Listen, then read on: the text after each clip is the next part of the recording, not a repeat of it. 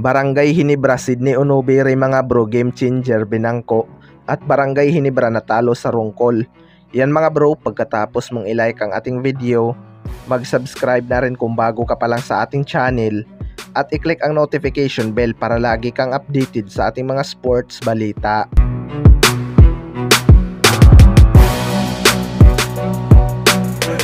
So, isang napaka-intense na laban nga ang nangyari mga bro between Barangay Hinebra at SMB. First quarter pa lang ay tambak na agad ang inabot ng Barangay Hinebra sa kamay ng SMB na umabot ng 17 points. Pero noong second quarter nga mga bro ay massive run nga ang nagawa ng Barangay Hinebra, kaya naibaba nila sa 6 points ang lamang ng SMB.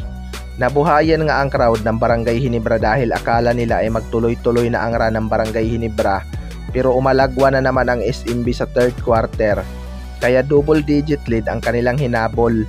Although kinabahan nga itong SMB sa last quarter dahil nagpakita nga ng Never See Die spirit itong Barangay Hinebra at kamuntikan pa silang talunin. Marami ngang nagsasabi mga bro na naging malaking factor daw talaga yung rungkol ng referee kay C-Stand. Naging successful naman ang coach challenge ni Coach Tim Con, pero dahil jump ball nga mga bro, nakuha pa rin ng SMB ang position at easy 2 points yun para sa SMB. Gulat nga si Coach Tim Con dahil yung nasa malayo na referee pa daw talaga ang tumawag ng foul. Sayang talaga yun mga bro, pero di naman talaga yan maiiwasan. Breaks of the game nga ika nila. Sa kabilang banda naman mga bro, Barangay Hinebra Sydney Onobere game changer binangko.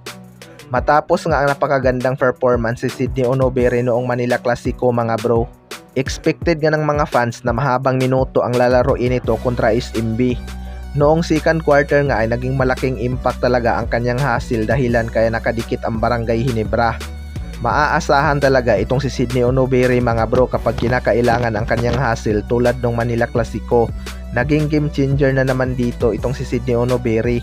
Pero marami ngang nagtatanong kung bakit binangko itong si Sydney Onobere noong malapit nang makahabol ang Barangay Hinebra. Well, para sa akin mga bro, malabo talagang makakuha ng mahabang playing time itong si Sydney Onobere lalo na't healthy itong si Japet Aguilar at C-Stand.